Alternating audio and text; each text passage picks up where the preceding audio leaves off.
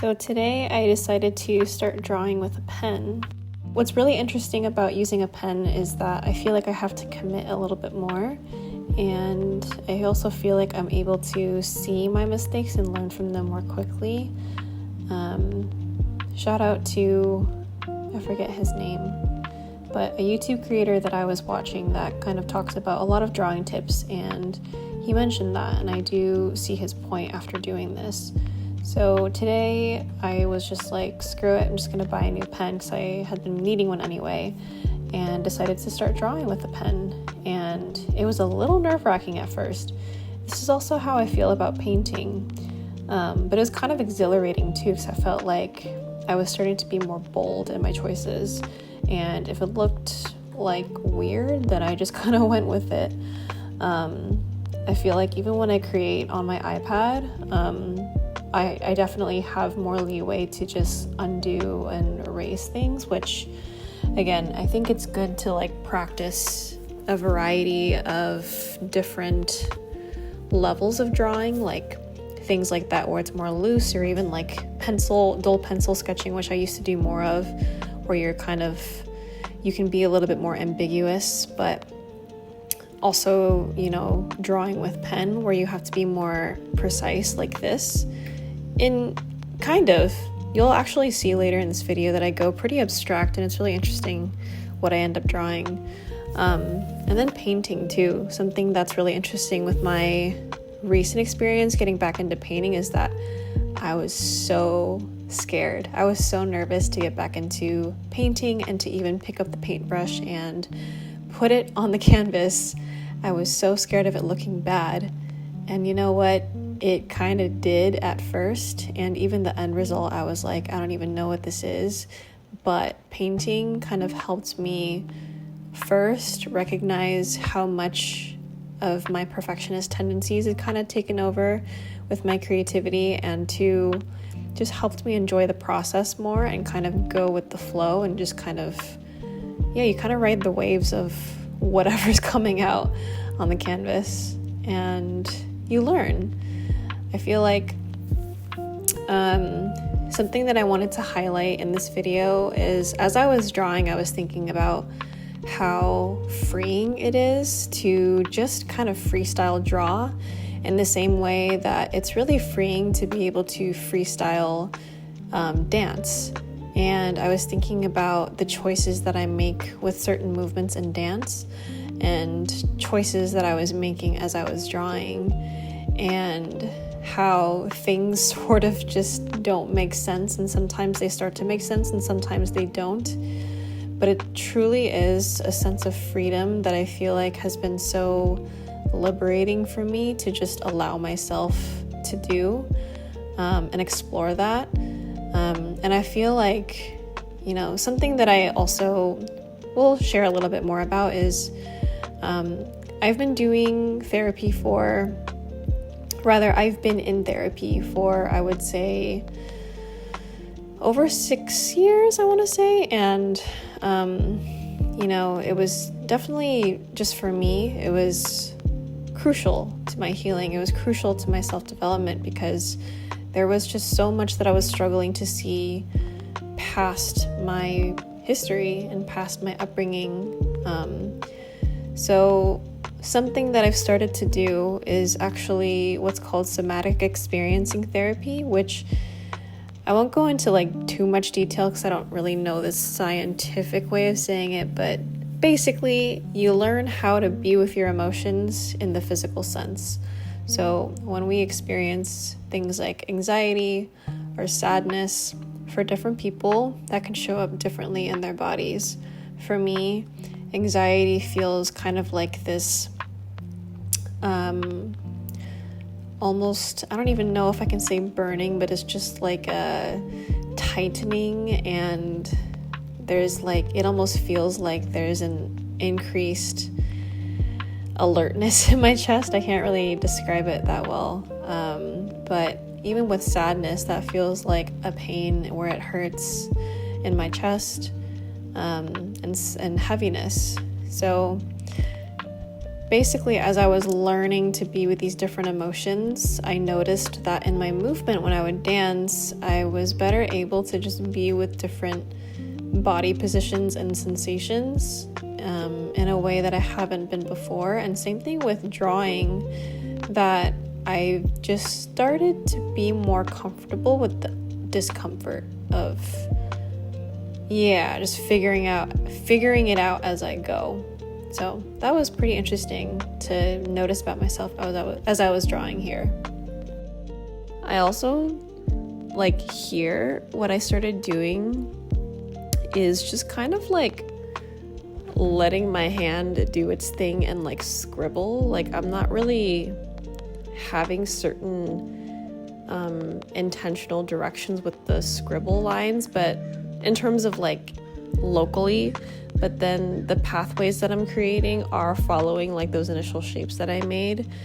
And I was just I wonder what, I think intuitively I was just I wonder what it feels like to just kind of make this messy somehow and add more chaos to it. So it doesn't look like much now. It honestly looks like chicken scratch.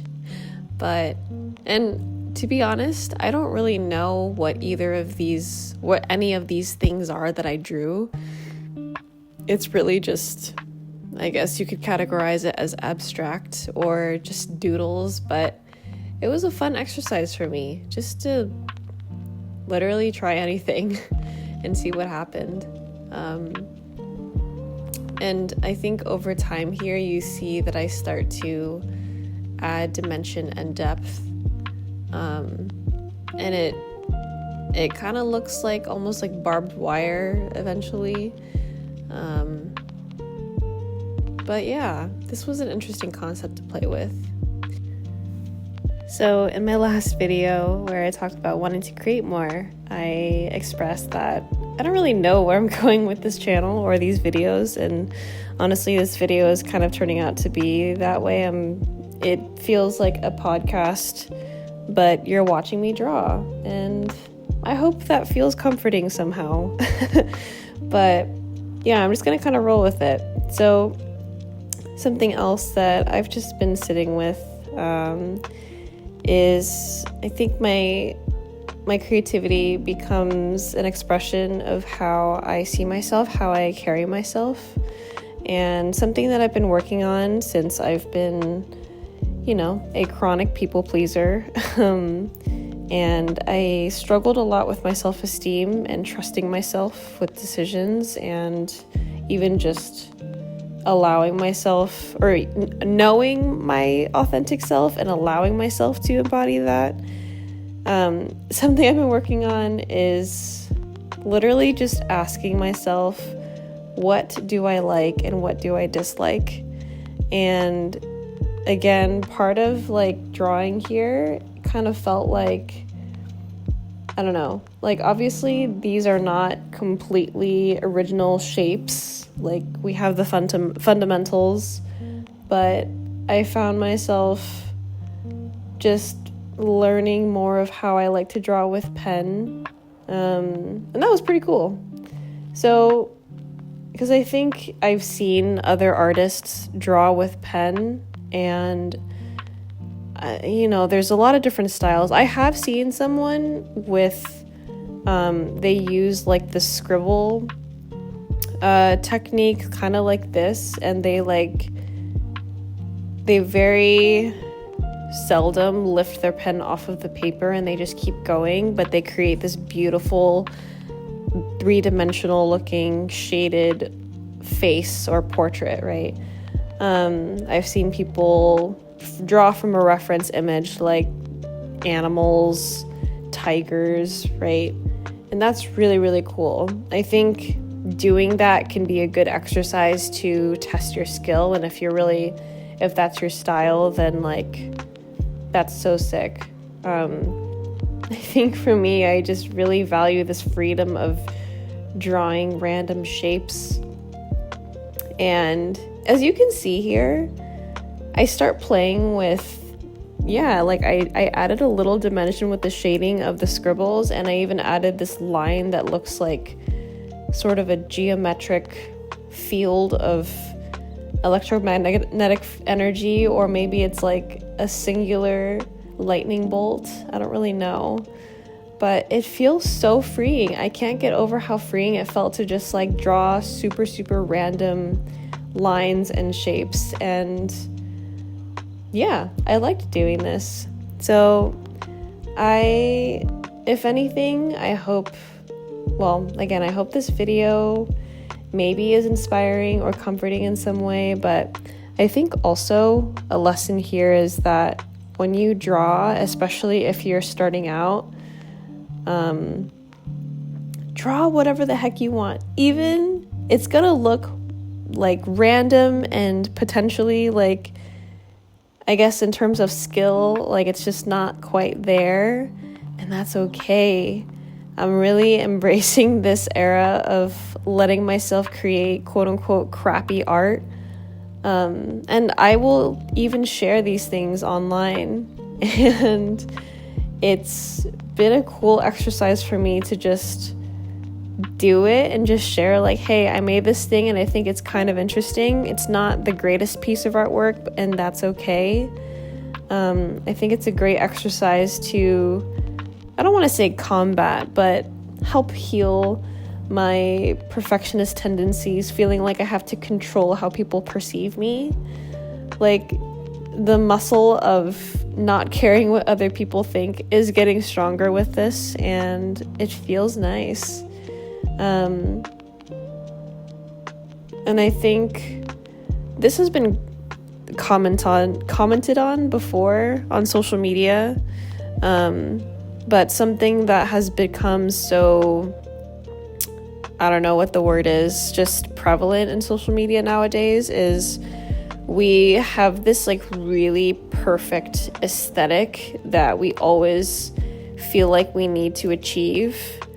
I think that was like kind of maybe more 5 years ago, and I feel like now people are embracing this idea of imperfection, but it's like intentional imperfection, if you will, and sort of the aesthetic that like you don't really care but you look cool anyway is becoming really cool, which I do vibe with. But it's also something that I'm embracing is like, it's also okay to be cringe. Like, if you post your art that is just like, what is this? That's also great, you know? And it reminds me of when I started using Instagram, I want to say 2012. More often, I was posting dance videos. At the time, I had rediscovered my love for dance, and all I wanted to learn was choreography, and all I wanted to do was dance. And I would post as just like a dance journal, and it would be more as a way to track my progress. And at the time, I was not surrounded by a lot of community, so I would ask for feedback, and people would share encouragement. And sometimes like people that I knew more personally, like they would provide feedback for me. And honestly, by recording videos and sharing them with other people, and also me watching my process and watching for, you know, it used to be more critical, but now it just feels like when I watch myself, I'm like, okay, obviously this self-critic is still there, and that's still something I'm working on. But and maybe that's not always a bad thing, because we can have critiques for our art. But that was ultimately what helped me grow a lot.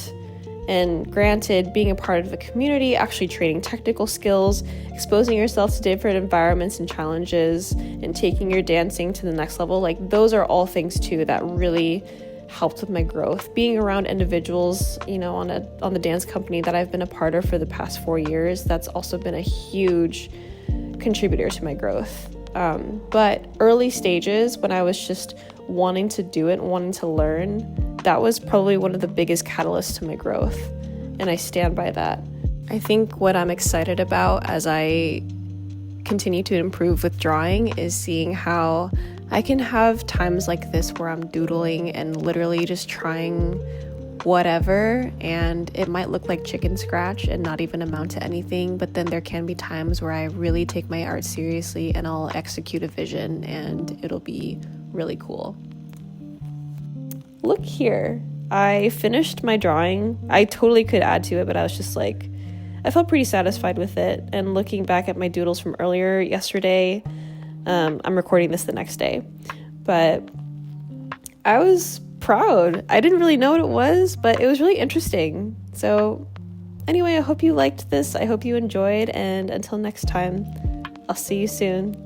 Thanks for listening to my rambling and spending time with me here. Bye.